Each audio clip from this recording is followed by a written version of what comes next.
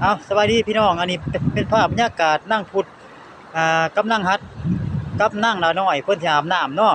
เอาเพิ่นที่กำลังสิอาบน้ำเอาโอเคเบิ่งมานี่ลองโหลดเบิ่งให้พี่น้องเบิ่งครับ อันนี้คือภาพบรรยากาศนั่งพุดกับนั่งลาน้อยกับนั่งฮัดตรีเพิ่นอาบน้ำเนาะพี่น้องเนาะอาบน้ำอยู่แคมป์ห้วยเฮาแคมป์ห้วยอันใหญ่เด้พี่น้องเพิ่นบ่อนกักน้ำเมียนเนาะ เ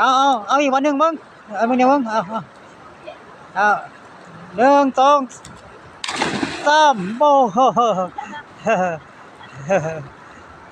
อันนี้คือภาพบรรยากาศนั่งพุทธศรีพนามน้ำเนาะพี่น้องเนาะ